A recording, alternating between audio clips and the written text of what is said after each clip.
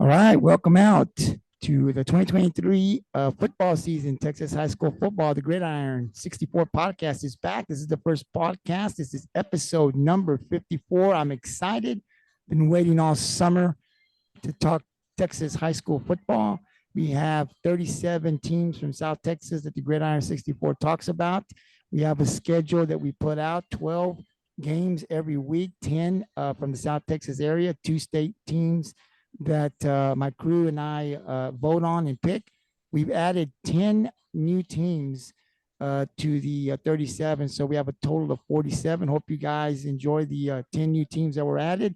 A couple of state championships, a couple of teams that we'll be talking about this year that pretty much live in Dallas at the AT&T Center at the end of the year. So definitely happy to get to be back and start talking high school football. I got my crew. I'd like to introduce same guys from last year. On the top screen there on the left, you got TJ Riddell. TJ, how you doing, man? Man, I'm doing great. Isn't it such a great feeling to be back talking about high school football? Not just high school football, but Coastal Bend high school football. And then we're adding on 10 teams from outside of the Coastal Bend that are going to be state contenders or possibly dark horses. And I got to say, I love talking about this season because this season has a lot of special talent and a lot of talent that we've been keeping up for the last 3 to 4 years. They're seniors this year. And I got to tell you, we have a lot of commitments early on, and they're seniors and juniors, and some of them are even sophomores, and we're going to talk about one today that committed to Texas A&M that is a part of a small school that everybody has heard of. And we'll talk more about that here shortly. And on the bottom screen, we got Big T, Tony Pena. Big T, what's up? How you doing? No, I'm doing good, man. Just happy to be back and talk about the new season. There's a lot of changes, staffing wise, in multiple schools. Uh, and it's a clean slate for a lot of schools. There's a lot of graduates last year, so some schools are going to be starting from scratch, and there's some schools that didn't fare so well last season that had a lot of young players coming up with some varsity experience. So a lot of things could change the scope of the season for some of these districts and these smaller schools. I can't wait to talk about it and see what happens. That's right. So tonight we're going to be talking about the smaller schools here. That's the 2A and 3A divisions 1 and 2. Next week on Monday, we'll be back here on the Gridiron 64. We'll be talking about the bigger schools. We'll go 4A and 5A. But for this evening, let's get into it and let's talk about the small schools. In the first group and district that we'll talk about, it's our 2A division 1 guys. This is the Refugio Bobcats district. You got the Refugio Bobcat. You got Refugio, Bloomington, Ganado, Kenedy, Shiner, Skidmore, Three Rivers. Tony, I'll go to you first, man. What we're going to do is we're definitely going to talk about all of these teams, but I want to get my guys and myself. We're going to make our picks like we always do every year. We're going to tell you who we think is going to win the district, why we think they're going to win the district, and then we're also going to name the other 3 teams that we think are going to make the playoffs. So, Tony, I'll go to you first, man. This district is really good. Refugio and Shiner. They battle it out every year. Shiners now they don't have the Brook brothers anymore, but that's still a very well-coached team out there. They're ranked. I believe they're top 10, so they're still dangerous. The Refugio Bobcats, number 1 in 2A, Division 1. They went all the way to Dallas. My thoughts on that game was that Hawley was a really good team with a Hoss, but really Refugio, in my mind, and the way I'm thinking, the way I saw that game, they beat themselves. A lot of turnovers. They're coming back with a lot of talent quarterback, and they got the fastest man in Texas, right, in Ernest Campbell. So they're number 1. They're looking to get back to Dallas, and they're looking to win a state title. Now, I'll just say this, Tony. In the non-district for the Refugio Bobcats, right, you have Hitchcock and Edna. 2 games we definitely got to watch out for. When they get into the district, it's always Shiner, and they're probably going to meet Shiner in the district and somewhere down the road in the playoffs. And let's not forget, somewhere down the road, if Refugio wants to get back to Dallas, they're going to have to meet that Timpson team with Bussy up there. So a lot of things to talk about and keep an eye on here in Refugio. So who's your district champs? Who do you going to think are going to be the 4 teams going to make the playoffs in this district, Tony? And let's talk about the little district here. Who do you like? Yeah. So you gave Refugio a pretty good introduction, and you hit all the key points. You know, with the quarterback and the fastest man in the state of Texas. I think Refugio, hands down, is going to win that district. I think that they will battle it out with Shiner, but I don't think that Shiner's going to beat them this year. I mean, it was a close game even last season, and Refugio comes out victorious against Shiner, and I think that's going to happen again this year. I do believe that Shiner makes the playoffs. I have Shiner at number 2, and then I have Three Rivers at number 3. Who do you got at 4? Is it still 4 teams to go, guys, or did that change to 3? No, it's 4. 4, okay. I got Ganado at number 4. You heard it there. Big T. He's got his people.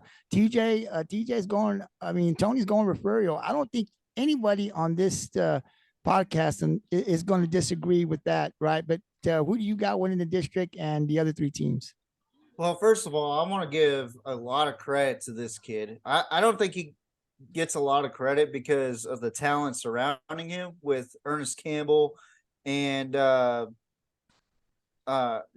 Lewis and Isaiah Avery around, but Keelan Brown, I mean, I saw this kid in person when I went to the Twins Passing Academy or Twins Academy. Shout out to David and Matt. Matt, who is now with the Crowley Eagles up there in East Texas. But anyway, I think Keelan Brown is going to be one of the best quarterbacks in 2A football, and that's not just including in the surrounding area in 2A. I'm talking about in the entire state of 2A. That includes both Division 1 and 2, possibly even better than some of the 3A schools, but what Jason Herring is really good at is reminding players of games that they've lost, when he finally was able to beat Mart several years ago, that team went on to go to state and win the state championship, I believe, with the Refugio Bobcats. And that Mart team was actually a state champion as well. They lost 3 games that year. But talk about non-district. They have Hitchcock, London, and Edna all at home. So I feel like that's an advantage for Refugio. And then they have Bishop away, which that is a trap game right there. Believe it or not, folks, Bishop is a trap game. I think Bishop's a good football team, but Refugio just has a lot of talent surrounding them, both defense and offense. I think defensively they're going to do a lot better. I think they'll be way more conditioned.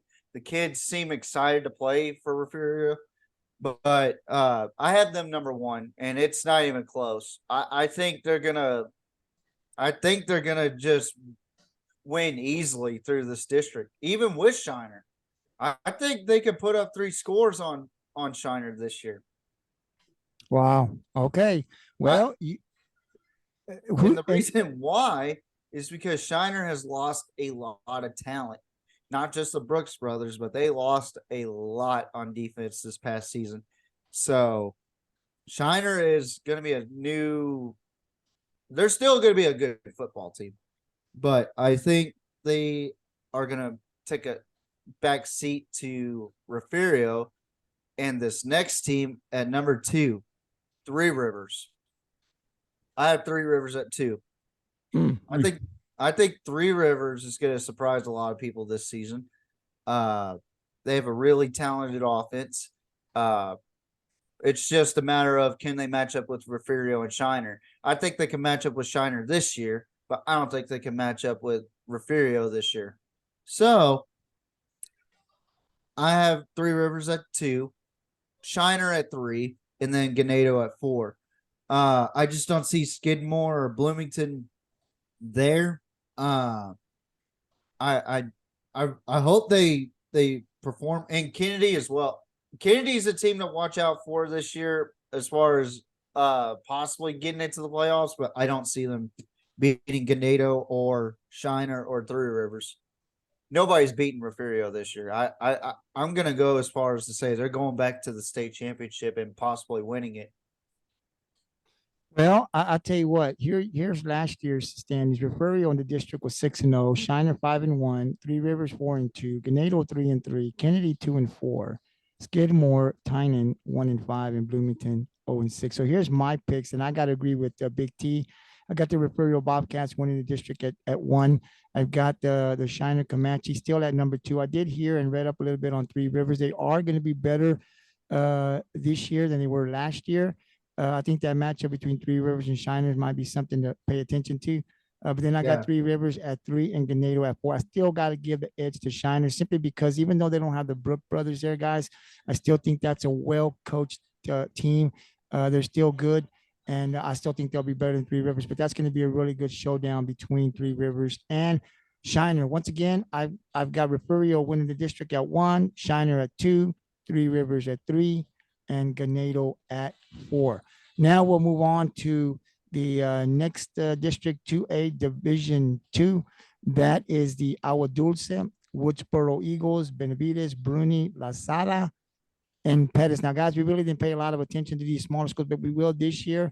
TJ, I'll go to you. I know, and I read up on some of the things. You're really big here on Woodsboro. Tell us why you think Woodsboro is somebody that we need to be paying attention to this year. Well, with Woodsboro, they've been kind of lackluster in the last decade or so in football, but I gotta tell you something. This team is excited. Something about this team this year is something to watch out for. They have a lot of good talent coming in this season. They have a pretty good wide receiver, Joseph Singletary, number 13 for the Eagles, and then their strong safety and quarterback, who's 5'10", 180. Forgive me for butchering this name, Rogelio Gonzalez. I hope I didn't butcher that, guys. And also Leighton Chotitz, who is a quarterback and corner. So we might see them switching in and out, but at the same time, I think they're going to give the edge to Gonzalez because he is a higher classification. But despite all that, last season they had they did really well last season. I mean, they went 4-6. That's not a very good record, but they went 3-1 in district. I'm telling you what,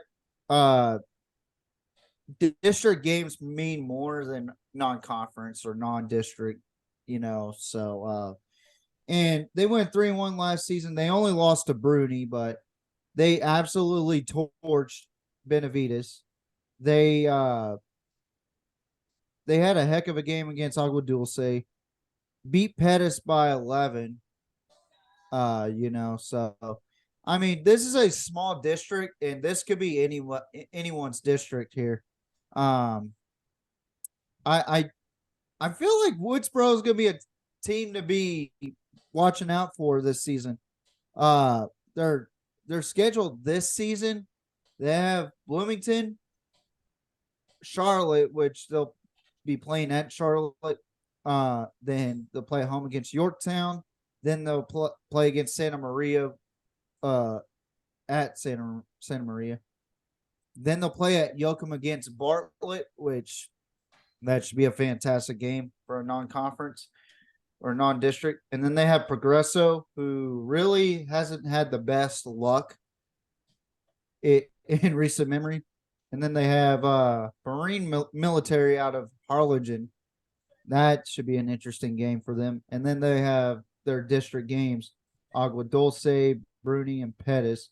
I don't see their other district game. But anyway, I just think Woodsboro is going to be full of talent this season. They were young last season. I think Woodsboro is going to be I think they're going to be the team to beat, but the one game you have to watch out for is Agua Dulce for Woodsboro. But it's very close, but I'm going to go with Woodsboro at number 1. I I just think that they have a lot of excitement around that roster. And it's a learning experience for that team. And not only that, they beat some quality teams last season. So I think they're fired up this season. From what I've read, they look fired up. They're excited. They're ready to play. But I'm giving Woodsboro number 1. Then I'm giving Bruni number 2. I'll go Dulce 3. And I'm gonna give the edge to Pettus at 4. So that's my top 4: Woodsboro, Bruni, Agua Dulce, and Pettus. All right, T, before you pick yours, let me just kind of tell you last year's standings. Bruni 4-0, Woodsboro 3-1, Agua Dulce 2-2, Pettus 1-3, and Benavides and Sara 0-4, man. So who you got winning the district this year, and the other 3 teams that you think are going to make the playoffs? Yeah, so we are talking Bruni, Woodsboro, Agua Dulce, right? I got Bruni winning district. I have Woodsboro at number 2. And I'm gonna agree with TJ. I think Agua Dulce and Woodsboro, they're gonna be battling for that spot. I think Pettus is probably gonna be in the mix for that as well. Lasada and Benavides, I got them at the end of the standings in that district, but I think Bruni's gonna win district for sure. And I think number 2 seed, number 3 seed is up in the air between those 3 schools. So it's gonna be interesting district. Woodsboro, they've had young players for a while, meaning they got a lot of guys that are bringing some experience. And to me, you can't go off of last season when you got experience behind you, and I think that's gonna play a factor. So that's why I got Woodsboro at 2. But like I said, it's up in the air for that district. But I don't think anybody's going to top Bruni. All right, guys. You're hearing it here. Tony and TJ's picks. Let me tell you mine. I'm gonna go ahead and go, and I kind of switched, guys. I was going Bruni, Woodsboro, scratching off Woodsboro, and I ended up just taking Woodsboro, taking a chance with them. So I got Woodsboro at 1, Bruni at a close 2, and then of course I will Dulce at 3, and Pettis at 4. So we'll see that Bruni and Woodsboro is going to be a matchup to watch. So, like I said, we're definitely be paying attention to this year. We didn't pay a lot of attention to this small group, but we will this year. TJ, you have something to say? Yeah, I think this district is going to be very competitive. This one was very hard to choose from, but I just went with Woodsboro because, for one, I think they had young talent and they are going to bring more experience into this year. I think if they had a little bit more experience last season, they would have won district.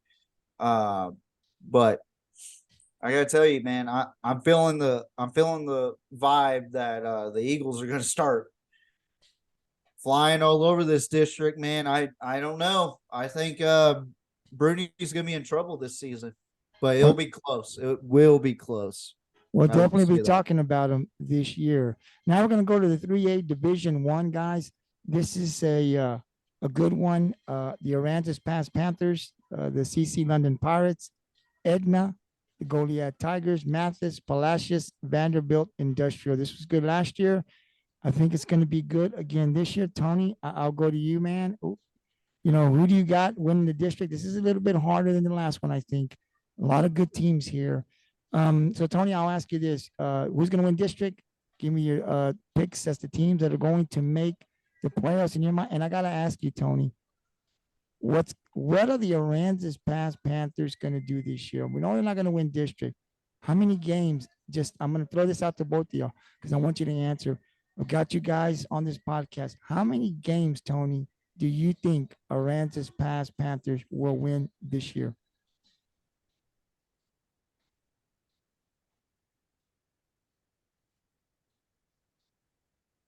Oh, we couldn't hear you. You're gonna put me on the spot with that question, huh? I'm gonna put TJ on the spot too, and I'm gonna put myself on the spot too. Okay. First, let's talk about who I think is gonna win the district. Edna was such a powerhouse last season. I think Yeah. Edna's coming back hands down. They're gonna dominate that district. I have Industrial at number 2. I have London, even though London didn't make the playoffs. I put London at number 3 because I just can't imagine London repeating the same thing that happened to them last year, 2 seasons in a row. So I put them at number 3. But I got Goliad at number 4. Goliad was number 3 last year, or number 2. I forget what it was. But I think London's going to make some strides, and I think London's going to get that spot. I got Palacios at 4, and I'm going to say between London, Goliad, and Palacios, that's going to determine who's seed uh, 3 and 4. Between those 3 teams, they're going to be fighting for 3rd and 4th seed. But I have a confident Edna at 1 and Industrial at 2. Aransas Pass. How many games is Aransas Pass going to win? Let's see. They got 1 win last year against Skidmore, and it wasn't a blowout. Um, Man, in district, it wasn't promising. They scored, is that 24 points? Something like that, 26 points in district last year. Uh, let's see. Who's preseason for them? I'm Preseason, sorry, they I'm got looking at. 3. They got Ingleside, Skidmore, and Falfurrias. They only got 3 non-district, and then they hit the district. Okay. I have St. Joseph. Are they playing St. Joseph? I don't see St. August Joseph on the one I have. August 25th? Okay. Oh, yes, yes, yes. You're right. W- You're right. You're right. You're right. Yes, yes. You're right. You definitely are right. Okay. They do got St. Joseph. They got 4. My bad. Okay. Um, I'm thinking that Skidmore will probably be the only game they win again. So you're just I gonna think give they go them one 1 and win. Wow. one Okay. and 9. It's tough. I mean, these small schools the teams that they're playing. I mean, I know that when they play Ingleside, it doesn't matter. It doesn't matter their standings from the previous season. They battle each other hard. That's a long time rivalry. Uh, right there between Cincinnati and Aransas Pass. And I mean, I remember a couple of years ago, or yeah, I think it was 2 years ago. They went to 3 overtimes. And Ingleside was they had a pretty good season that year. Aransas Pass did not. So it doesn't really matter. These 2 teams play each other really hard. Um, but I don't think they're gonna top them. I don't think they will. Ingleside did lose a lot on the offensive line, but they do still bring some weapons back with them this season. So I don't see Aransas Pass being able to top them. Falfurrias is another team that's pretty good. Fared pretty well last season. Um, and like I said, London. I mean, London is a team that only won 1 or 2 games last year, surprisingly. But I think, like I said, I think they're gonna have a bounce back season, and I don't think Aransas Pass is gonna have enough to beat them. But London would have been the next closest game. I don't know anything about St. Joseph at all, so I couldn't even tell you about that game. So I'm just giving them the 1 game against Skidmore. All right. If we have any fans from Aransas Pass to watch the Gridiron, you heard Big T. That's Big T. Big T's giving y'all 1 win again this year. That's Prove me Big wrong. T. Prove me wrong. Yeah. That's what I want. I Okay. want There you go. Aransas Pass to get more than 1 win. I'm not saying it because I'm down in them. I'm saying it because I want them to win. I want everyone in this direct area to have a good season, and it's tough. You know what I mean? It's they're our neighbors, and I want them to get another win. If they could prove me wrong, I'll wear a Aransas Pass hat or shirt or some on one of the podcasts. Oh, you heard that? Any Aransas Pass? I'm telling you, man. Listen, if you guys want to, man, if you're confident you're gonna win more than 1, have a cap, man. T's easy to find. You can, let us know here. You can send us an email at gtsports6464. Right now, listen. You can let us know. Get a hold of us. And Tony said he'll wear a cap, he'll wear a shirt, anything from Panther Pride. He wants you guys to win. Aransas is our neighboring they're our neighbors here up down south. And T, I'll tell you this, man. I I think they'll be better this year, but that district is brutal for them, man. They've got a really, really good. They're in a district that's really, really good. So for It's them to tough. win a game there, it is very, very tough. Plus a Mathis team that's up and coming. So TJ, I'll ask you the same thing. Give me your team that's going to win district, the other teams that are going to make the playoffs, and how many games do you think Aransas will win? First of all, how do I stir the pot even more with Tony? Uh, so St. Joseph, Tony, is in Victoria. I did not know that until just now. So it is a Victoria school. It's a private school that plays teams in San Antonio and Austin. So I'll let y'all know what my prediction is on Aransas after I give my top four. Number one, I'm giving it to Edna. I just think the talent is there for the Cowboys. They always have tremendous talent. Home of Stone Cold Steve Austin. What? Two, I think Industrial is going to be a close number two. It's not going to be a dominant district for Edna. They're still going to have to compete against Industrial at Vanderbilt Industrial. That's going to be the game. That's going to be the game of the district right there. Is 1 versus 2. Who's going to win that one?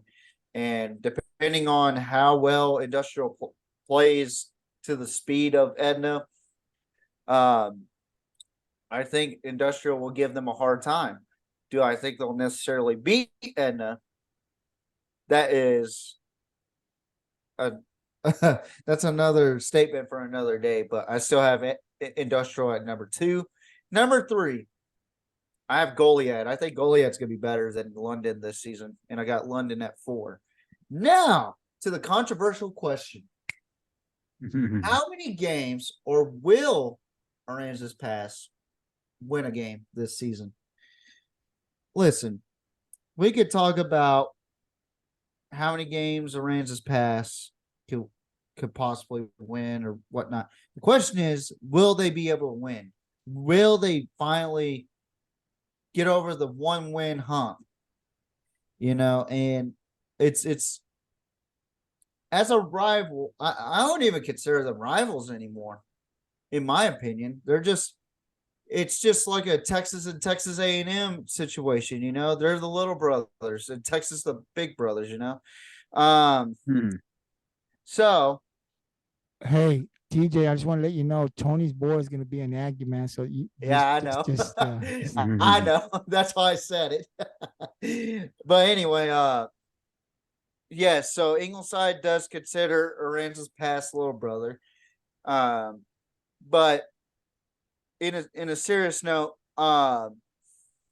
they have a tough schedule. They just hired a new coach. I mean, it's hard to say they're going to win a game at all for Aransas. And I mean, remember the days where Aransas Pass had Tommy Blake and those cats just dominating the field, Well, you don't have those type of kids there in Aransas Pass anymore. And I feel like they shifted over to Rockport or Ingleside or Sinton in that triangle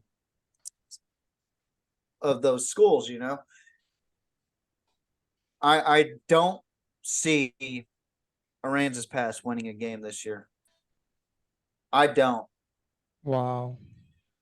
I'm not being mean, Panther fans. I'm being brutally honest. I just don't see them winning a game. They have struggled in the last 2 decades to be exact. And I can't see Aransas Pass winning a game.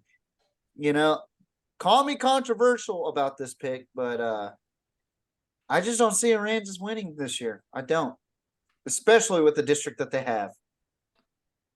All right, so you heard it here. I asked a question to the crew. Aransas Pass is our neighbor, so we definitely here on the Gridiron want to see some success. We want to see that program succeed again like it once did. But right now they've been struggling. They do have this new coach, guys, and I think this new coach is really trying to put some things together. And I've kind of followed up. He's had some interviews, and I watch every interview that he has.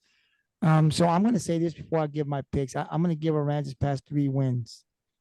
Now, Whoa, 3 wins. You heard me. good Three Lord. wins. I don't know who they're going to be against, but I'm going to go on a limb here, and I'm going to give the Panthers 3 wins. I've heard this St. coach. Joseph, I can give you the picks right now. St. Joseph, Skidmore, and Palacios. We'll see, but I do give them 3. And they are in a tough district, guys, and it is brutal when you come in as a new coach and you're trying to pick a program up, and you got a district Yeah. like this. There's just no room for error.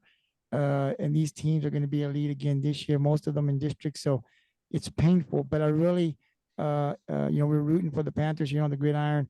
And I think this coach has continued to give him time to put, these young guys, these middle school guys, these freshmen that are going to be coming up here in the next, be playing for Rams next 4 or 5 years. Those are the kids that possibly could change that program around once he puts a system in. Yeah. So, last year 1 win. Hopefully this year they get 3+, but I'm going to give the Rams past Panthers 3 wins. And I'm going to say this, I got to go with Edna in the district, guys. I mean, they're bringing back the quarterback, Clay. He's just, they're going to be good. I'm looking forward to that Edna Refugio game in the non-district. But number 2, guys, you guys win with industrial. I'm going Goliad. I'm going Goliad 2, Wow. industrial That's 3, interesting. and I am going with a London at 4. I was going to go with Mathis at 4, but I'm going to stick with London because I kind of agree with Tony, man. I can't see that team being bad and missing the playoffs 2 years in a row. So I think they'll be better, but definitely, once again, Edna 1, Goliad 2, Vanderbilt 3, CC London Pirates 4. That's your 3A Division 1. Now, as we go to the 3A Division 1, the other side, you got the San Diego Vaqueros, Falfurrias, Lyford, Progreso, Rio Hondo, Santa Gertrudis Academy. TJ, I'll go to you. 2 teams here from the South Texas area, right? Well, here in the Coastal Bend area, San Diego and Santa Gertrudis up there by the Kingsville area. Yeah. Not really close to us, but the rest of these teams are in the Valley area. So again, district champs, and who's going to the playoffs in this district? Well, I just see the Vaqueros being at number 1. There's only one team though that went past the first round in this district, and that was Lyford, who was 4th last season. I think Lyford's gonna be better, so I'm still gonna have San Diego at number 1. Number 2, I'm gonna have Lyford. I think Lyford is going to be a step up from last season, and I think they can compete for that district title against San Diego. I just don't see them beating the Vaqueros right now. Number 3, I have Rio Hondo. I think they're going to be the middle of the pack type of team. With a lot of these teams here, 3 out of the 6 teams are middle of the pack here.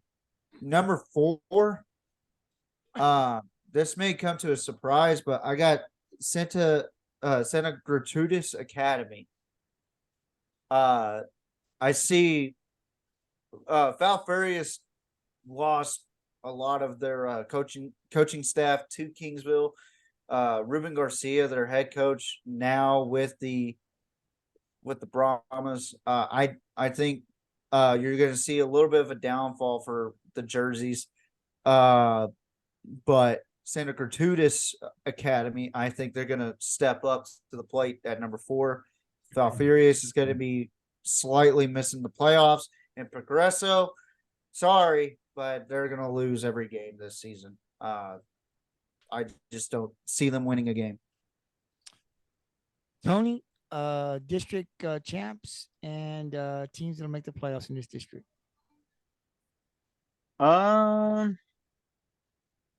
I got San Diego. I got San Diego winning district. I got Rio Hondo at number 2. I got Falfurrias at number 3, and I got Lyford at number 4. I got Lyford and Rio Hondo in the playoffs because just 2 years ago they were in that 4A Division 2 district, and they moved down. So I think when you get a team like that and you move them down, they fare pretty well, and they actually did last season. So I got them in the playoffs. But I do think Falfurrias, even though they lost some of their coaching staff, I think that they're still going to be a team to contend with. So I really think that 2, 3, and 4 with Falfurrias in the mix, that could go either way. I got San Diego for sure at number 1 though. I don't see SGA making the playoffs. I don't know how TJ did that. But I'm pretty confident in those picks. TJ's I don't know. he's got SGA. something. Yeah, TJ got something mixed in that whatever he's drinking over there. So I mean that's why he's making those picks. You Uh, know, if I have a team in there that people are surprised about, there's something I know. that could be Uh, true. You know, me personally, I don't see Falfurrias going to the playoffs. I think they'll be a competitive team. I just don't see them in the playoffs this season. SGA will be better than last season, but like I said, SGA, Falfurrias, and I think Lyford's going to be better than Rio Hondo. So Rio Hondo are the middle of the pack, you know, the 3 to 5 guys, and then wait, we forgot Progreso's in the district too. So um, I don't see them winning a game. They couldn't even beat a team of toddlers. I'm sorry. It's not beating them up. It's just the way it is, you know. They haven't won a game since 2019, you know. So I just don't see how Progreso can win a game and even close to being in contention for playoffs. So I just don't see that. But like I said, Falfurrias will be in the mix. SGA, I think, will be a little bit better this season. Falfurrias on a downward trend, but I think they'll be back next season. Rio Hondo at 3, Lyford at 2, and San Diego at 1. well, guys, I'll give you my pick here. I think Rio Hondo is going to be better this year. I think they're gonna contend for that district title.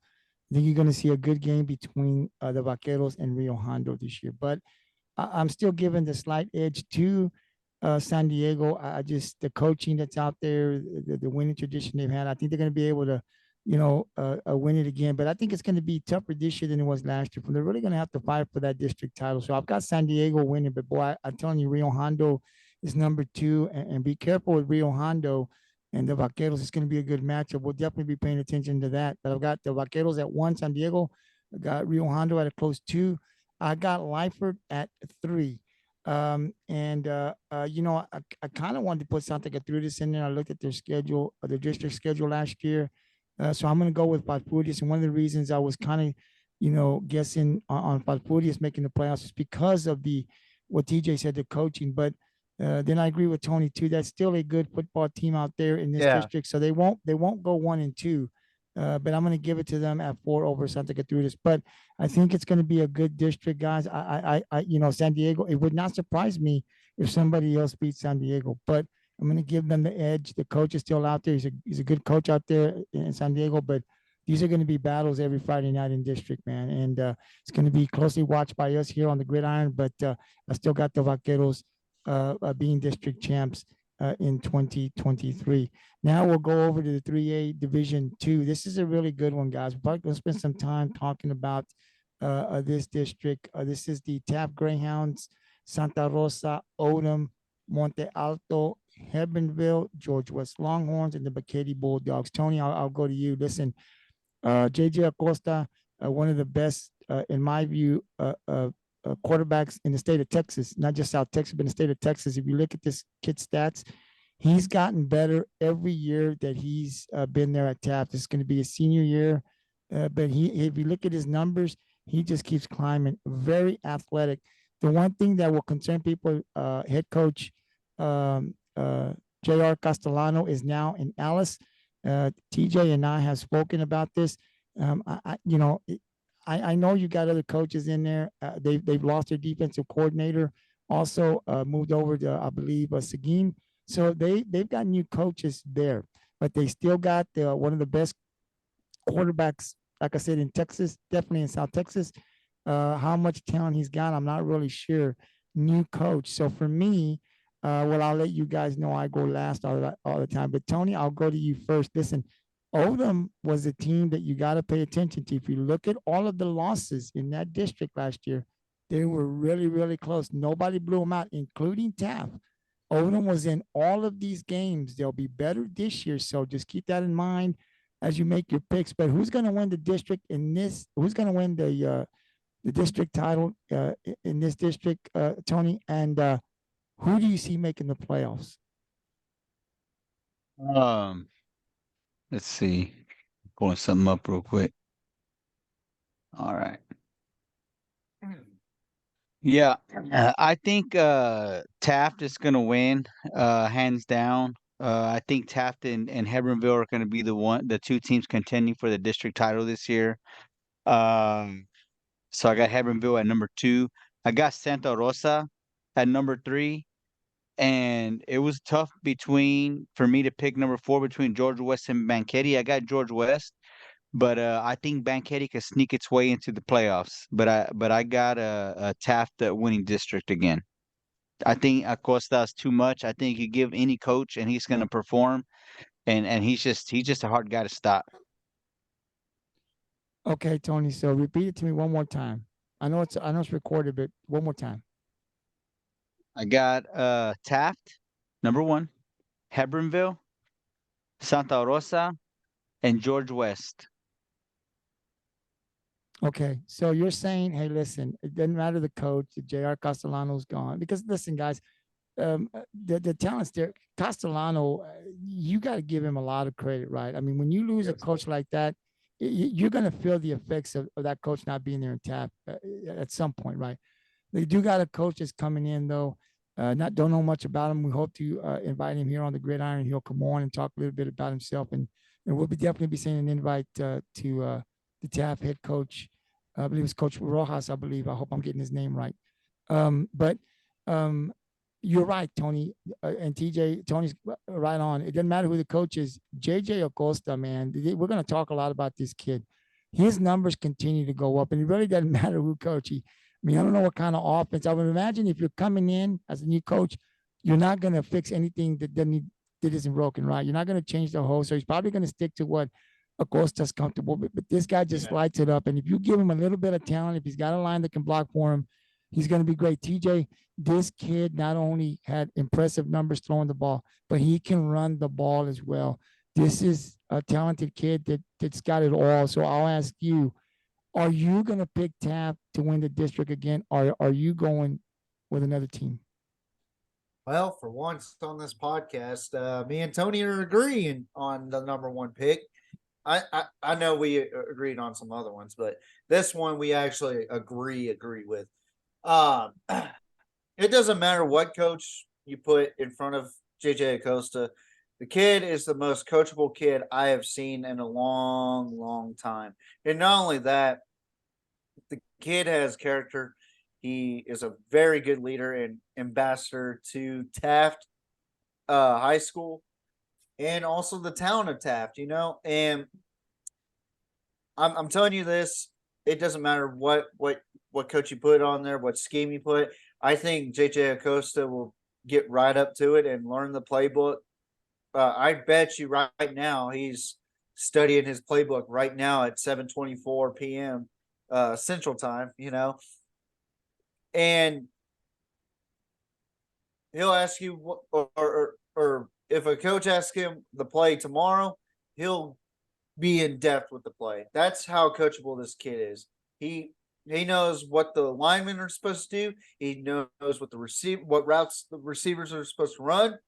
He knows which A gap, C gap. It doesn't matter what gap that the running back runs through, and he knows when to make reads. This quarterback may be one of the best quarterbacks that we've seen in a long time in South Texas, and he might be the best small school quarterback that we have in South Texas, So I think Taft's going to be number 1. I don't think it's going to be close this season. I think Taft is going to be spot on again this season. they're thinking about both.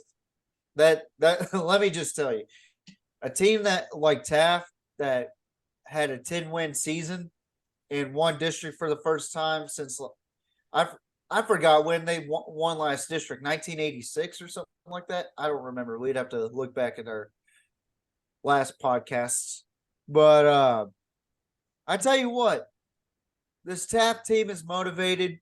From what I've read, they're very motivated. They want to get a second straight district title.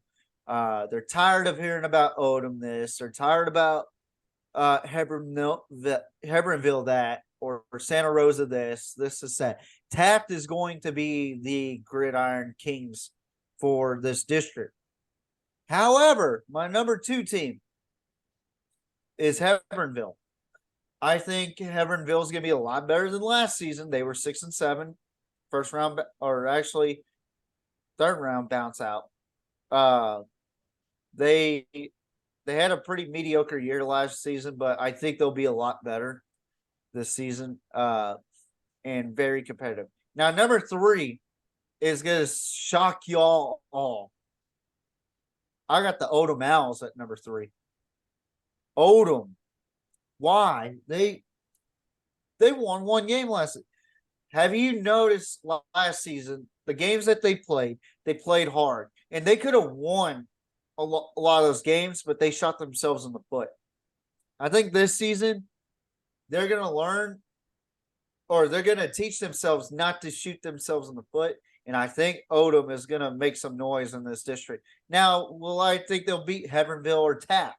No, but I think they'll be a playoff contender. And number 4, I got Santa Rosa. George West is going to be competitive. Banquete is going to be competitive. It's one of those districts that you don't know who's going to be in the middle of the pack. It's either win or lose situation in this district. And Taft right now, they're the ones with the bullseye right now. You know, and Taft could have a season like Independence Community College, where a good friend of mine, James Brown, coached up in Independence, Kansas. They won the Jayhawk Conference the year prior, and the next season they won 2 games. That's how close this district can be at times. You know, you could go from the highest of the highs to the lowest of the lows in this district, and Odem proved it last season by losing games that they shouldn't have. You know, and we were wondering what in the world is going on with Odem last season. A lot of injuries, a lot of plays that they could have made but shot themselves in the foot. Now, Odem, I think, is going to be more motivated this season. They're going to be a lot more healthier, and they're going to be coming in with a lot of fire. Santa Rosa, they're going to be that competitive team from the Valley that's going to bring some heat. You know, so I have Taft at 1, Hebbronville at 2, Odem at 3, and Santa Rosa at 4. And George West in the bubble.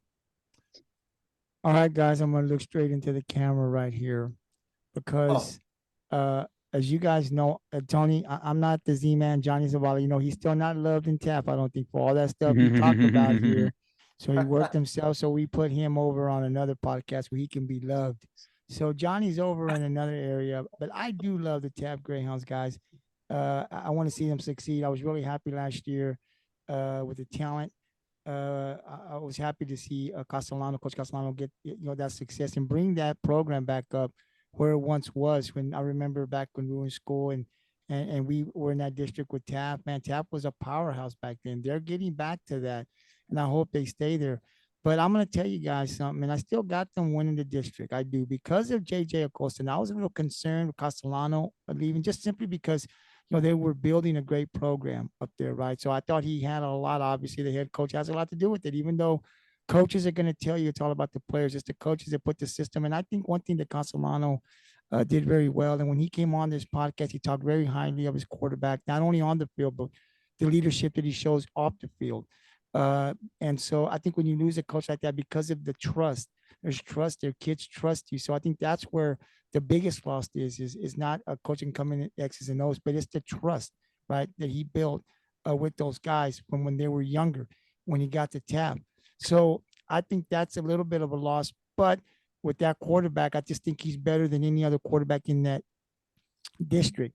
So I'm taking TAP at number one, mainly because of Acosta coming back his senior year, and we'll see what he has around him. But at a close two, guys, is the Odem Owls for me. Now, I watched Odem and TAP go at it last year. That was close, even with JJ Acosta at quarterback. And I think he played that game. That was still a very competitive game. They hung in there. I think Odem is going to be better next year. So I still give the edge to TAP, but I think that game between Odem this year and TAP, it's going to be a battle. So I've got TAP at one. I got Odem at a close two.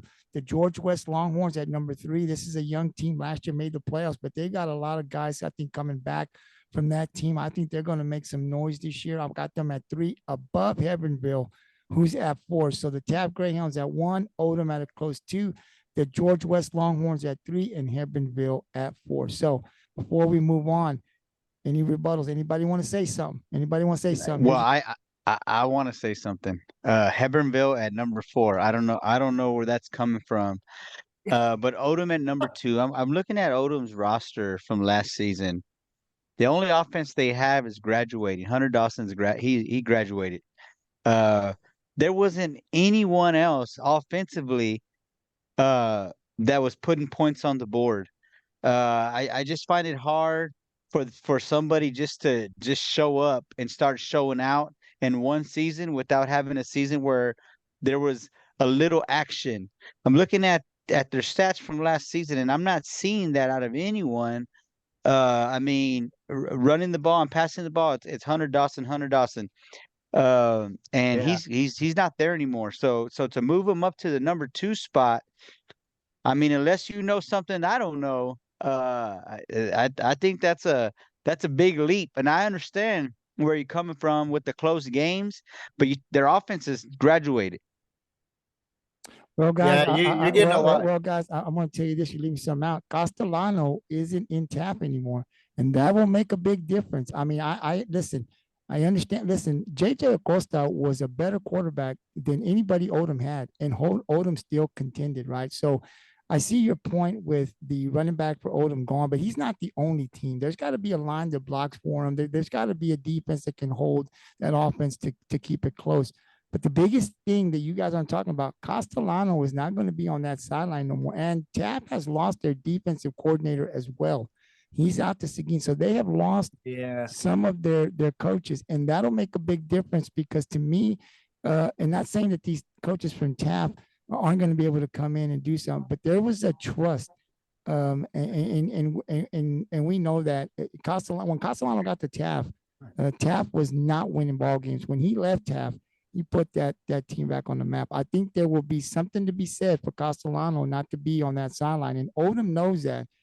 And Odem, they want to win that district, guys. No matter who's running that ball, when it comes to TAP, even as bad as they were last year, they still competed against a really good TAP team. So I think Odem, I don't know much about Odem. I've never talked to the coaches out there, but I just think they're going to come back and they're going to play. I do see where Gabriel's coming from, but Tony's right. I mean, the only offense that they had was Hunter Dawson, and he's out the door. He graduated. So Castellano's not going to be on the sideline. Hunter's not going to be on the lineup. And for me to say number 3 is a bit of a stretch too, but I feel like they're going to be a better team overall. Well, let's just stay here. Well, then, because you put that on one guy, you're saying one that they were close to TAP because of one guy. I don't think one guy. Look, that guy can't run if they're not blocking for him. I don't know how they scored, right? But you're not going to score 20 something, almost 30 points on the TAP defense if you don't have a line. I agree with you. I agree with you on he's not playing special teams. He's not. I mean, there's got to be a team around you, and so. But there's other factors besides. But I also think there was other factors that Odem had. They had a lot of turnovers. But it's also they had a lot of injuries. But it's also the matchup that this is Odem wants that district title back. Those kids they want to go back and win. Yeah. And they don't like that they didn't even make the playoffs last year. So there's a motivation there for them Yeah. to come back out. And I don't know if there could be motivation, guys, and the talent. That's why I give it to Tap, because the quarterback, there's no one like him. But I wouldn't be surprised if Odem comes back. They were in all those games last year and they lost that running back. We'll see if they have a gem somewhere down there that can come up. I mean, I've seen that too. So yeah. I think, me personally thinking, I think Odem's going to be better. I just don't think they'll beat Hebbronville. Hebbronville is can somebody tell me? Can somebody tell me what 2. that score was last year? I don't remember. What was the score between Odem and Hebbronville? Odem and Hebbronville? Yeah. Got it right here. 33. Shoot, my screen just collapsed or something. All right. I think 34-33 is 1 point. 34-33. Yeah. And that's what I'm talking about. They shot themselves in the foot, or injuries occurred with Odem. That's why I have them at 3. I don't think they'll be. They're probably as equal to Hebbronville. They're probably close to Hebbronville right now. They're not close to Taft talent wise. Yeah, they lost coaches, but you have JJ Acosta, who is the most coachable kid in the state of Texas. You know, that kid is a leader. That kid will lead this team to victory. And they got Poth on their mind, which we're going to talk about them. Hey, I'll ask you guys a question since you're all hype up on Tap. Who are the receivers? Give me another name outside of JJ Acosta that is gonna because we're gonna do on the gridiron. We're gonna on the gridiron on Wednesdays. We're gonna be talking about players. So give me another player. Ozuna graduated. Ozuna graduated, so he's not gonna be there. Ozuna didn't graduate. He's yeah. He was a senior, I believe. He was a senior. That was his receiver, I believe. So outside of JJ Acosta, give me another highlight guy, because you can't win a ball game by yourself. You gotta have some talent. So before I find another player, because you said outside of JJ Acosta, even if you take his receivers out of the equation, he still rushed for 1,500 yards and 12 rushing touchdowns. So even if you take, and there's nobody on the Odem side of the ball besides Hunter Dawson that had any kind of numbers like that. So if you take his receivers away, which happened, Ozuna graduated, Rivera graduated, but he got Rodriguez coming back, who was the second leading receiver on his receiving core. I'm looking at this year's roster. I'm seeing Efrain Ozuna, who's a wide receiver, defensive end, 6'2", 185. And then on the middle linebacker, running back position, Christopher Cantu, who's going to be a senior this year, 5'5", 153. Steve Guzman, doesn't say his Jarek Sanchez, who's a running back. Adam Uvalli, or I am sorry. Yeah. Steven Rivera, who's also a running back, strong safety. Eric Gomez. I mean, I don't think that's updated. I don't think that's updated though, TJ. I don't think that's updated, because if you look at last year, it has Ozuna listed as a senior last year. If you look at last year, which is where I'm getting my stats from, Ozuna's listed as a senior last year. So it may the roster may not be updated. Sometimes Max Prep does do that. That's right. Well, so, they have Ozuna's Jasper Martin Belk. That kid's up and coming. You know, he's a DB and a receiver. Jasper Martin Belk. Guys, it's just a gut instinct, guys. It's just a good instinct. And then you got Matthew. That's just telling me go Odem. But I think Tap will win the district. But I think there's a motivation, guys. Odem, you know, those guys don't like to lose to Tap. And I just kind of put all the pieces, and I still think they're the better team, because there's not a quarterback anywhere near this guy. And if Acosta has any type of talent around him, mainly a good line, and if they have a solid defense, then they're going to win it, because for 4 quarters, this guy, there's no one like him. But I think just with Odem, they didn't make the playoffs. They got to motivate. They got something to play for, and they were in it this year. So I know that they lost that stud, but they got other studs there, and they're coached. They've always been well coached out there in Odem, and they'll be there again, and they'll be competitive. Will they be good enough to beat Tap? I don't think so. That's why I got Taft number one. But I think it's going to be really interesting. I think they can beat Hebbronville, and I think they can go number two. But we shall see, guys, here on the Gridiron. That's why you got to pay attention every Monday. We just started a little war here in this district, so every Monday that we come on, we're going to be talking about this. We're going to be throwing it at each other. You fans, now Odem Owls, I just showed you some love on the Gridiron.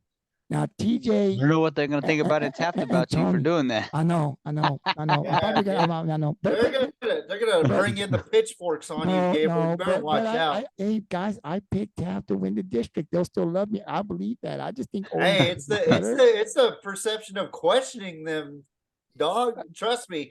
Why do you think I have a bunch of sitting people coming to my house? Guys, I'll say this before we move on, guys. I'll say this. Listen, what I try to do this year, I told myself, listen, you really got to look at it. Don't go by, I love a team and that's my team. And, talk from the heart, actually look at stats Yep. and go with gut and think. And that's what we do here.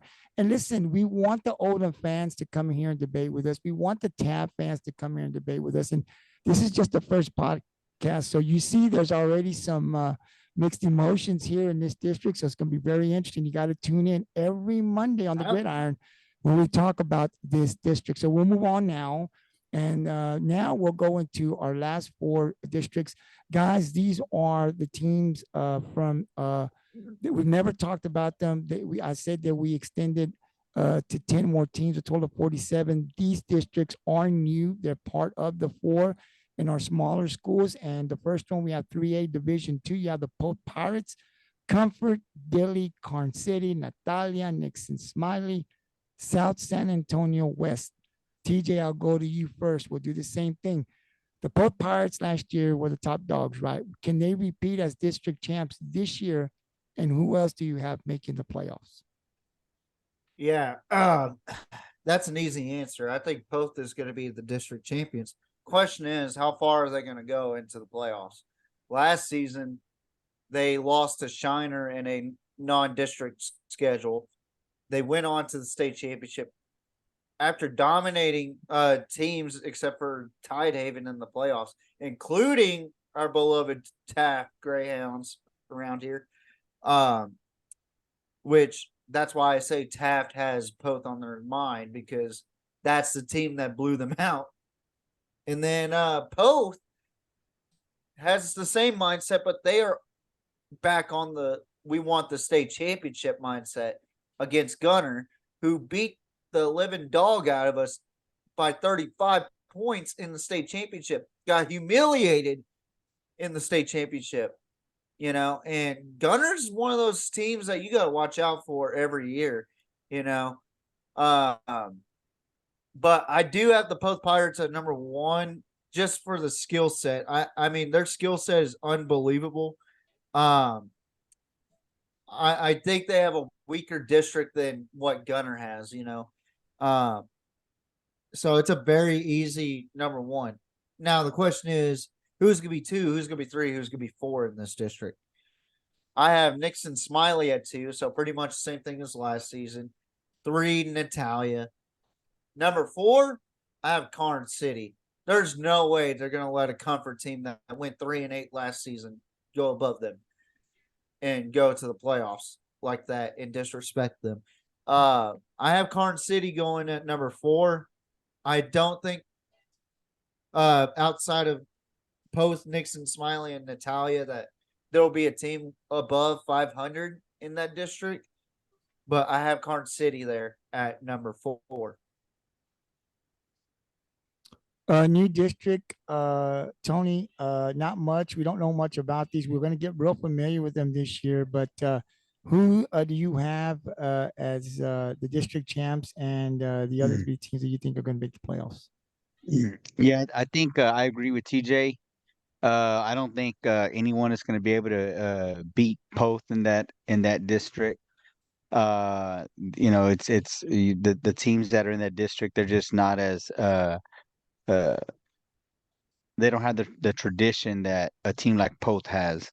Even though Poth did get beat pretty bad in state championship, and I was there. I remember being there, and I really thought they were going to do something just because the way they dominated, pretty much the whole season. But Poth on top, the Poth Pirates on top for sure, number one. I had Nixon at number two first. Then I started looking at rosters and stuff like that. It made me change my mind. I put Natalia at number two, and I just made that change right now because I wrote down Nixon.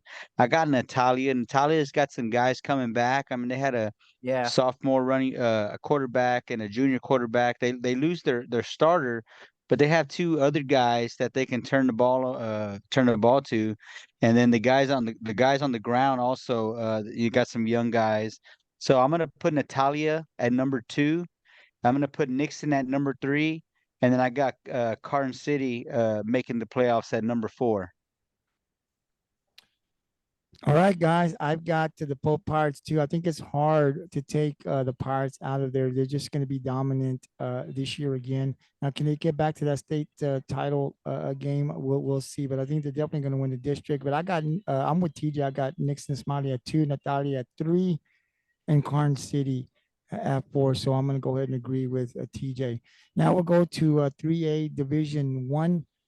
This one to me, guys, is a really good one. I love this one. We're going to be talking a lot about this one this year. You got Franklin, Cameron Yo, Little River Academy, Lorena, McGregor, Rockdale, and a shout out, I believe, to Coach Hunter Hamrick, who's out there at Rockdale, who was Also from Coach around our Chalk. area, and Coach Chalk as well. Definitely, Coach Hunter My Hamrick boy. was here on the gridiron. Hopefully, we can have him back again since we are going to be talking about his this district. And then you've got Troy. So Tony, I'll go to you first. To me, T, I think this is going to be a good one, man. That there's some really good teams in this district. Who you got winning the district, man, and teams that'll be making the playoffs? Well, I'll say this. There's three teams in this district that could be state champs. Yep. For sure. But of course, they have to play each other before that even happens. But I'm gonna have to go with Franklin winning it I mean, Lorena. If you remember 2 years ago, Lorena's a They team won. that went toe to toe with China Springs in that really, really close game.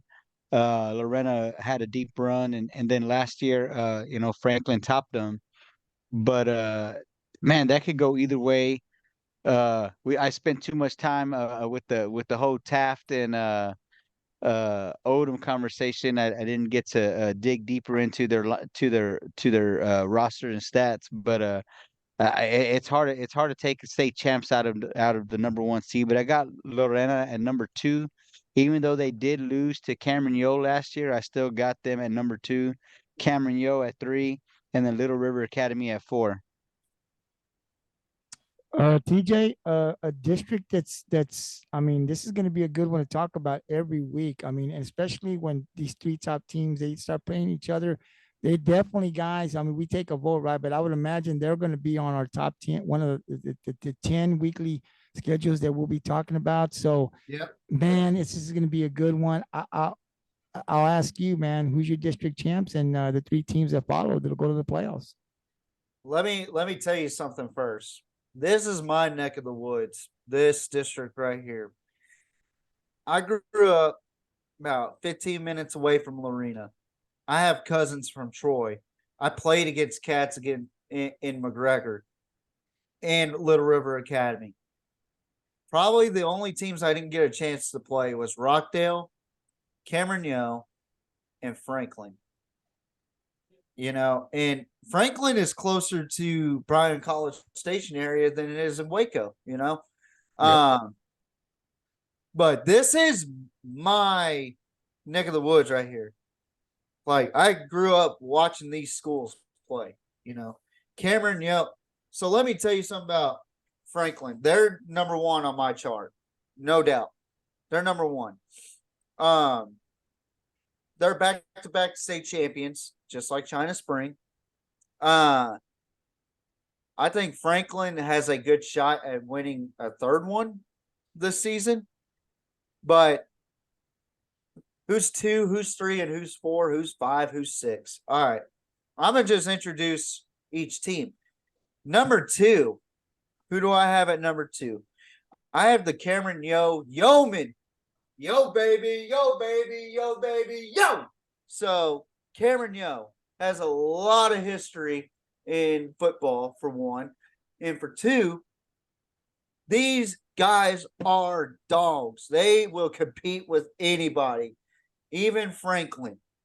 And if anybody has the best chance of beating Franklin, it is going to be Cameron Yo. I think Cameron Yo is a very, very strong team. And especially this season, they have a very talented roster coming back this season for the Yeoman. Braylon Drake, who's a senior this year, and then Jacorius Hardman, who's a free safety wide receiver. Kason Goolsby, wide receiver freshman. Jaqueline Fields, wide receiver free safety. I mean, you have so much depth on that roster for Cameron Yo. Okay. But I don't think they have it. Did you look at Lorena? Shoot, that's where I'm going to next. Number 3. All right, let's go. Lorena. So Look at that roster. The Lorena Leopards. Okay. I have a lot of respect for the Lorena Leopards. 2 years ago, they were state champions. This last year, they went third in the district. They play against China Spring, which is becoming a rivalry in the last several years. I tell you what, they have a variety of great talent. Caden Roberts at quarterback. Their tight end, Brock Kuehl, 6'4", 220. Caden Arp at free safety. Seth Taverner, junior defensive end. I mean, these guys are very physical, just like Cameron Yo. Cameron Yo is just as physical or probably more physical than Lorena, but Lorena is a tough team to beat. So Lorena and number 3. Number 4. Y'all ready for this one? Because I am. I'm giving it to Hunter Hamrick and the Rockdale Tigers. Number 4. Why, TJ? Why? I mean, Hunter Hamrick has been in Rockdale for quite some time before he decided to jump onto the Ingleside bandwagon, and he really helped change the program in Ingleside, and Rockdale needs a change of pace in the program as well, and they have talent there. And Hunter Hamrick, he was there prior to the Ingleside years in his career. And I really do feel like he could change Rockdale for the better. I think Rockdale, in my honest opinion, has a lot of good, talented players. I mean, let's look at the top. Their quarterback, who was a junior last year, he's a senior this year.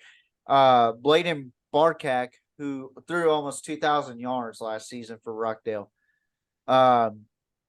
They did, however, lose a very good receiver, Robert Owens, who almost got 1,000 in receiving.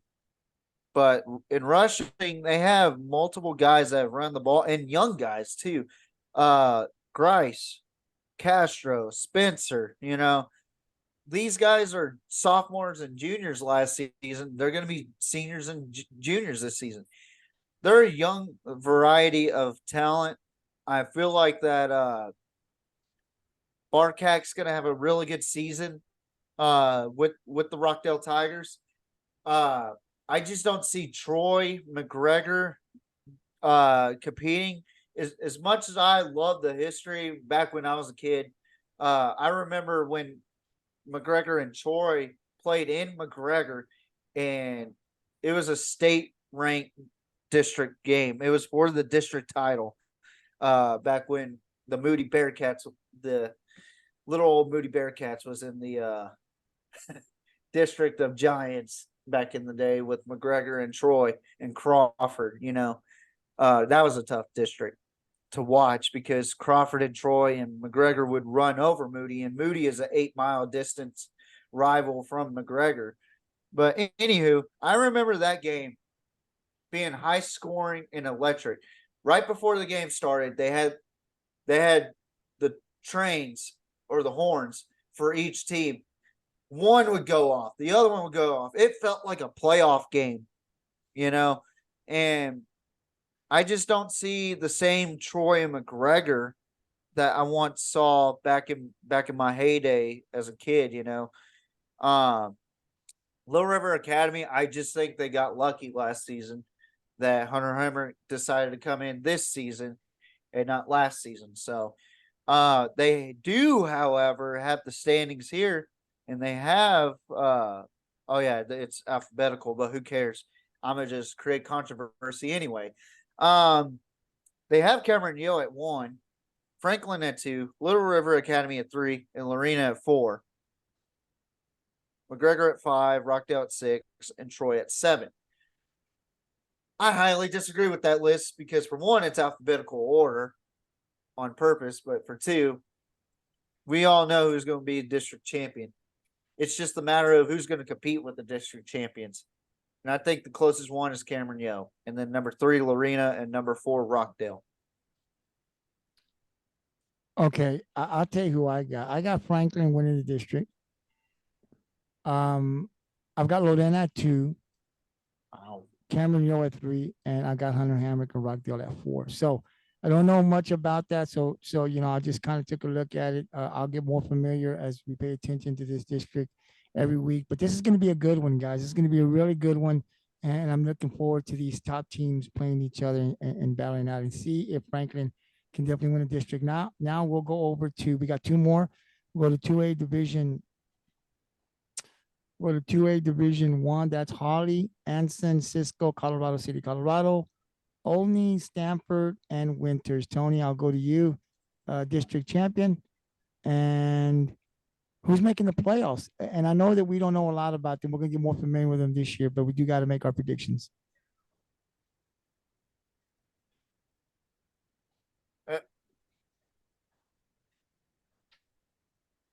Howley at winning the district. I got Cisco at number 2, Stanford at number 3, and I don't know how you say that. Olney Olney. at number 4. Look, that's what I got. I remember Cisco back in the days. I remember Yep. seeing them in Refugio in a state game. Of course, Howley, I think, were state champs last year, if I'm not mistaken. Yeah, Isn't that that's who the team. that's who beat Refugio, right? Yes. Yeah. I was at that game. But so I know a little bit about Holly because I was there, and I remember Cisco. I remember that was Quintanilla's days Yep. playing against Cisco in state championship games. So I am familiar with them. I'm not really familiar with Stanford. I did look at their last year win-loss ratio. That's why I went with them. And same thing with Onley. TJ? All right. So I think Holly is probably going to be the team to watch this season in 2A. The reason why I say that is because they beat Refugio significantly, but Refugio did shoot themselves in the foot quite a bit, and I had a little spill about them having a pep rally before the state championship, which I think should never happen. And I think Coach Herring knows that, and he understands that. So I think Refugio is coming back for that title against Holly. That's my early prediction. So Holly's winning the district, but I don't think it's going to be easy this year like it was last season. I think Cisco's going to be a close 2. I think they're going to have a battle of the ages. Number 3, Stanford. I think Stanford's going to be a tough team this year, a tougher team for Holly. 4, I got Olney. Now, Olney, I don't know very much about, but they are a very competitive football team from what I see. But, yeah, I mean, I'm going with last year's standings, basically. So me and Tony have a full agreement on one district. All right, guys. I've got Holly at 1. I mean, you can't take them out from what you saw last year. I think their Haas is gone, but that's still a really good football team. I've got Cisco at 2, Stanford at 3, and Albany at number 4. And We have one more to do. This is our 2A Division 2 of our small schools. This consists of Mart, the Panthers, Dawson, Frost, Hicko, I believe I'm saying that right, Hubbard, Wortham, and Meridian. TJ, who's winning the district? Ooh. And what teams are making the playoffs? If you guys have watched the Gridiron before, you have heard me talk about the Mart Panthers. You have heard me talk about this team, but you've never heard me talk about the teams that they play against. Wortham, Dawson, which when I was in Normandy, we beat the crap out of them. They weren't that good back then, but now they're up there now. Heiko used to play them. Frost never played against the Polar Bears. Hubbard never played them. Meridian, I do remember scrimmaging them my first scrimmage in the school system, not Pee Wee football, but in the school system. But I gotta tell you, the Mart Panthers last season, they went all the way to the state championship. They lost to Albany, who beat them by 20 points. Albany is a team just like Hawley. They were well prepared. They beat a really good football team like Mart. I was very surprised about this outcome. Especially after beating Burton the way they did, 41-14. And I mean, Mart is just one of those teams that you look at and you go, wow, they're going to dominate this year. Every year, you know, and they're a historic not franchise, but a historic program in the state of Texas, especially in Central Texas. They're up there with Temple. They're up there with Belton, you know, and although they aren't big enough, because we've seen it before where Refugio has played Mart. Mart plays doubles. Like, they have players playing on both sides. So it's very tough to coach a team with guys playing doubles. In my opinion, I think it really tires them out that way. But it's a great build of character, and Mart does a really good job with that. With that being said, I got Mart at number 1. I think they're just going to dominate this district. I don't see any way out of this district. Also, my neck of the woods. Number 2, Wortham.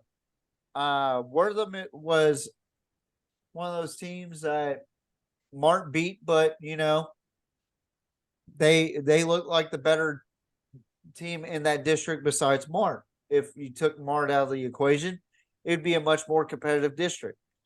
Number 3, Dawson. I'm very impressed with the way they played last season, and the amount of guys that they're coming back with. I think they'll do well. And number 4, Heiko, where Billy the Kid was born. I think this Heiko team is going to be a little bit better. I don't think they'll be as good as Dawson or Wortham, but I think they'll be right there at number 4. Tony?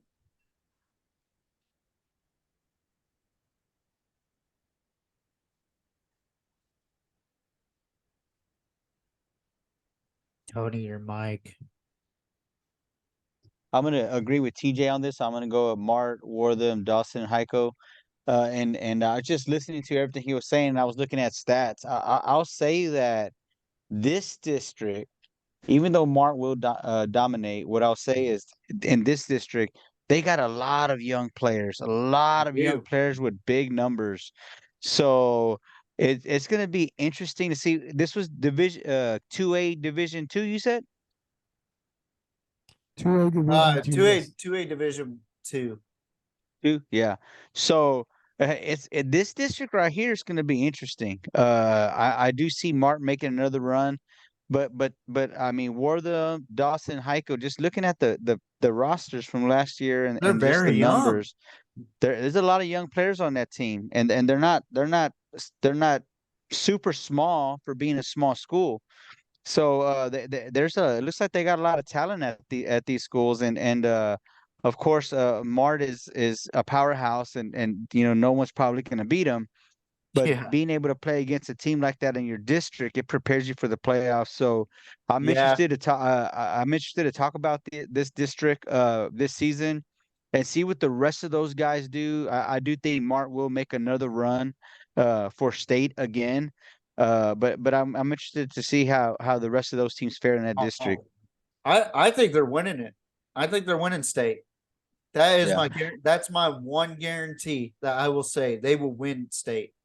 What I'll say too, to add to Mart, I mean, individually as players, if you look at some of these guys' stats, I mean, I'm seeing, you know, to me, if I'm scouting D1 prospects on these smaller schools, I mean, there's a lot of talent in these smaller schools. It's gonna be these guys are gonna be fun to watch and fun to talk about. Yeah. And I'm gonna stay tuned with KWTX or channel 6 up there in Waco. See how the Mart Panthers do. Even the Chilton Pirates up there, Bremont Tigers, Rockdale, Franklin, Cameron, all these teams from the Waco area. I am definitely gonna tune in with those cats. But we are gonna talk a lot more about the Coastal Bend now. We're not an all state Texas podcast.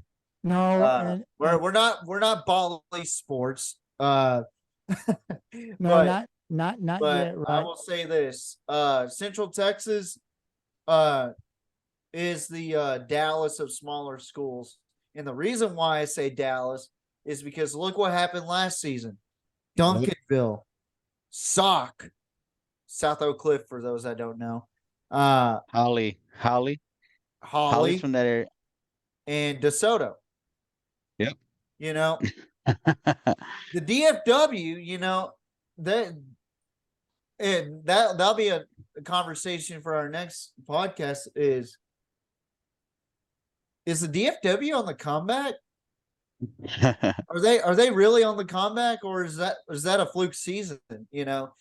Every year I've heard anybody from San Antonio or Houston, or the only team up close to being up there is Alito. That's about it. But when was the last time we heard about South Lake Carroll in a state championship and winning it? I mean, they had Quinn Ewers. Or Austin Westlake or Lake Travis or any of Yeah, them that's schools in what. San Yeah, the Antonio. I Austin mean, schools are up there it's too. And so. I mean, it's one of those deals where is the DFW back, or was that a fluke season? I think Reginald Samples up there in Duncanville is one of the most brilliant minds in high school football right now. I mean, consistent state championship runs, even though he finally just won his first one last season. Just I mean, he's a brilliant coach. He really is. I mean, he took a lot of kids to D1. I mean, when was the last time you ever heard of Duncanville before their big run with original samples? I know we're going off topic here, but it's a very big conversation that we need to have a talk about here. And why hasn't Phil Danaher done the impossible, win a state championship in his tenure? That's a very big question on a lot of people's minds down here. But original samples up in Duncanville did it. That's insane. So that's a question I have for you viewers watching. Why do you think Phil Danaher wasn't able to win a state championship? Was it a talent perspective, or was it a coaching perspective? What is y'all's honest opinion? Because I'll ask again on the next podcast whenever we get to talk about the big schools, the 4As and the 5As around here. And then we'll talk about a little bit of the 6As that are outside of the Coastal Bend, because we don't have 6As because we're not big enough for some reason. But back to what I was talking about. I mean, Central Texas coming back with a lot of talent, with a lot of great teams like Mart, Chilton, Bremont. I could name a whole laundry list of great teams from the Waco area right now, or really the Central Texas area. So I mean, South Texas has got a lot of great talent down here, but the fact that we're talking about the 254 hits home a lot. So I'm really excited to talk about Mart and Franklin and Cameron Yo, even McGregor and Troy. Even though I despise those schools, I'm glad we're talking about them. Well, guys, I'll tell you. Let me just tell you my picks real quick here. I agree with, I think both of you guys said this. I know TJ did. Mart, number one, they'll win the district. And then I've got Wortham at 2, Dawson at 3, and Heiko at 4. But what I will say is this is why we wanted to extend it to 10 games. I really took a look at it. I saw last year, especially looking at those championship teams like Martin, Franklin, there is a lot in talent, and Tony just said this, there is a lot of talent in these small schools that we really don't talk about. So even though it's a little more research that we got to do, I think it's going to be worth it because like Tony said, you're seeing these they're consistently winning championships, and we want to be able to bring that on and look at those other teams too are in those districts. Who are they playing? So we get an opportunity this year now to talk about these teams, but not only in the championship when they get to the playoffs, we're talking about the district. So we're also going to be able to catch some of those other teams. So I think this 2A, 3A small schools that we extended, like these teams that we've got now, they're really going to be good to talk about every week. So, our format is we get a total of 12 games every week, 10 from our 47 teams, whoever the guys pick, we vote on that. So it's different every week. And then we pick 2 state teams. So next Monday, or this Monday coming up, we'll do our big schools. We'll do our 4 and 5, and that'll be very, very interesting. And we'll make our predictions on them as well. We'll also talk about a couple of other teams throughout the year. We're going to talk about Stockton, I believe, is one that you'll hear us mention here.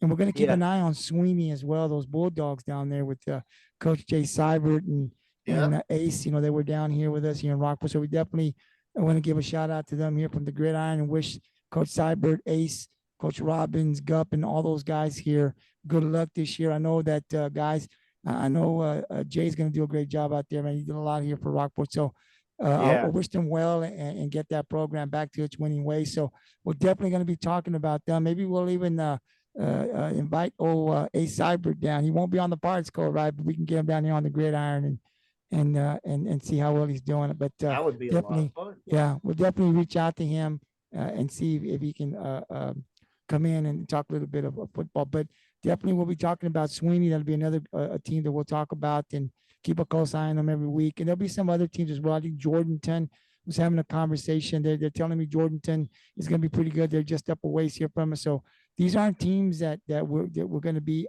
always talking about every week. They're not part of our 47 teams, but definitely when we see a good outing or a good, a team going up against another team, we're definitely going to be bringing in those teams and talking about them here on the Gridiron 64. So tune in next Monday as we have some bigger schools. We'll talk about a 4A and 5A Division 1 and 2.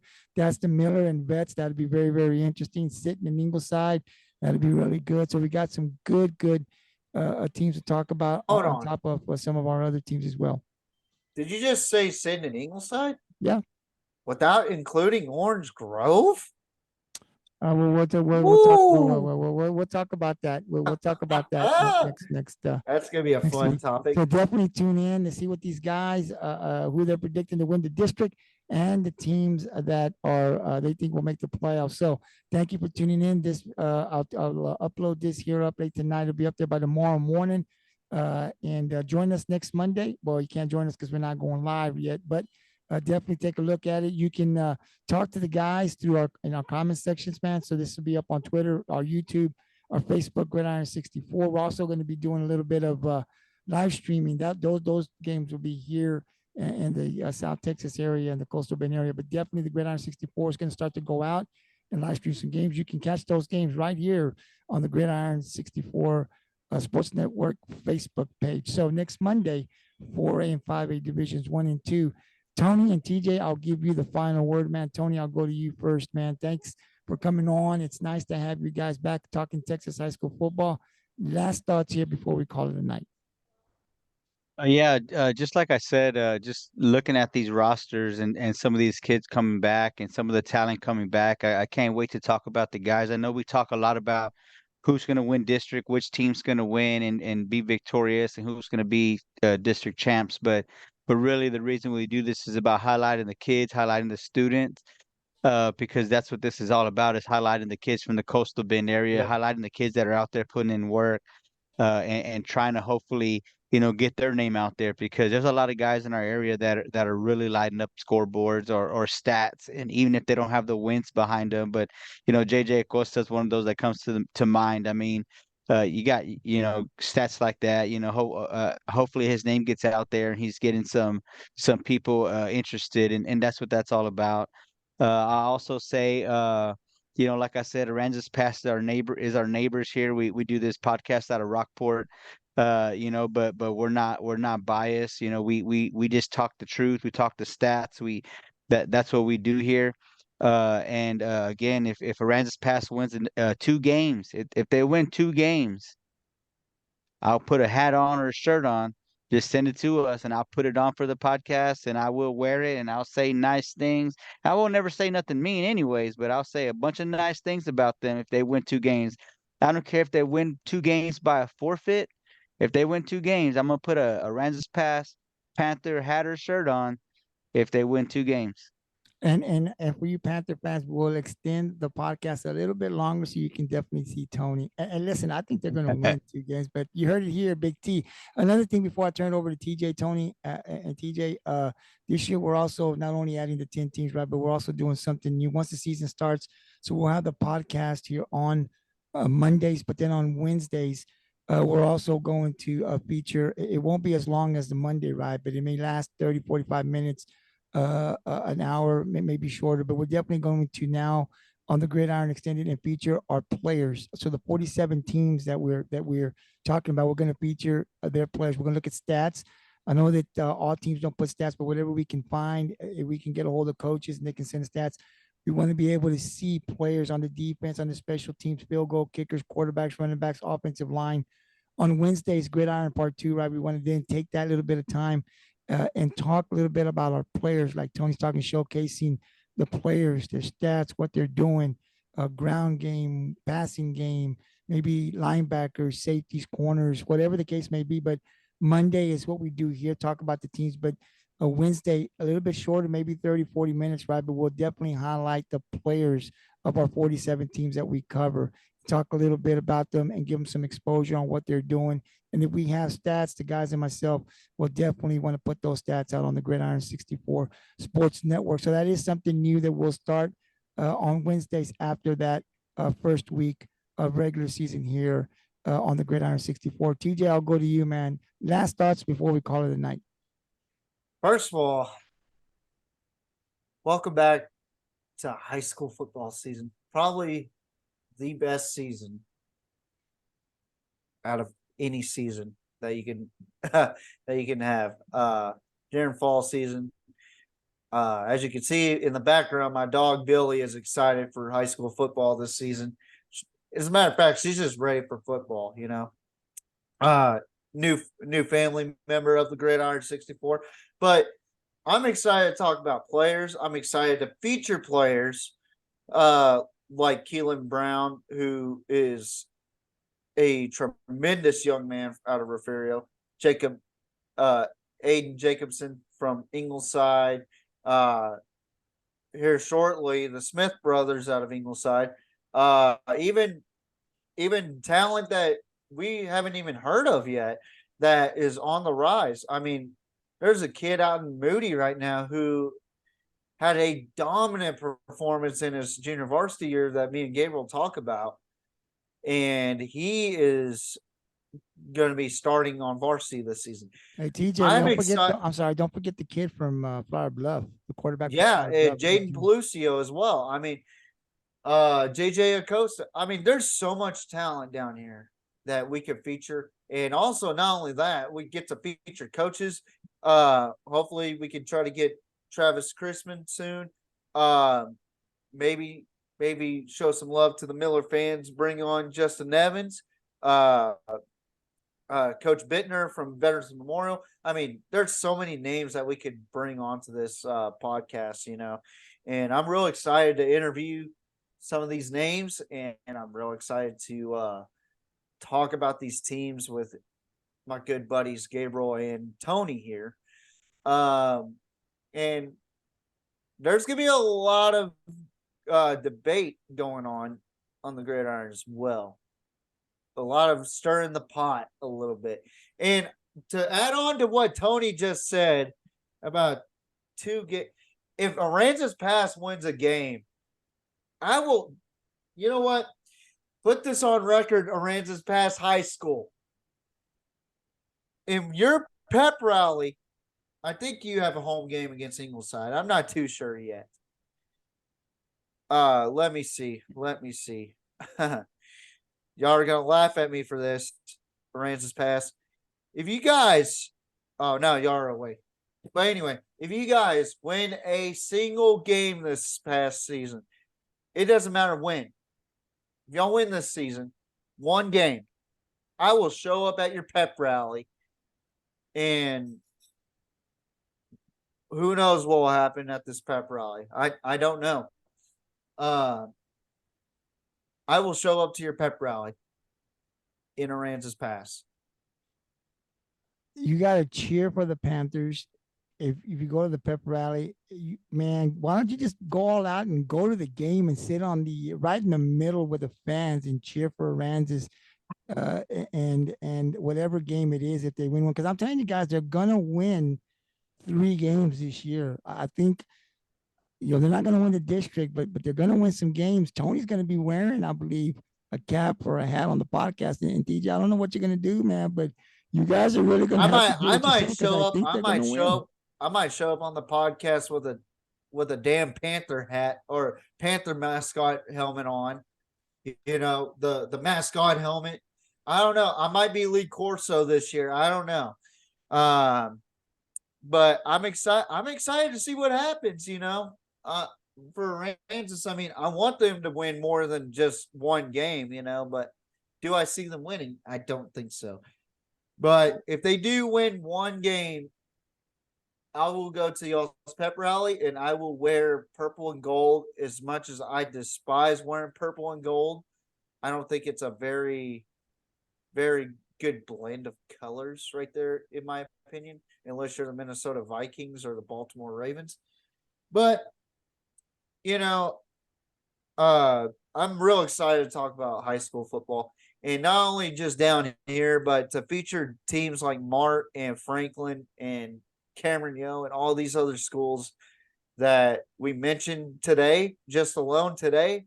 I'm real excited to talk about the 10 outside teams of the Coastal Bend, but I'm more excited to talk about the talent that we have here.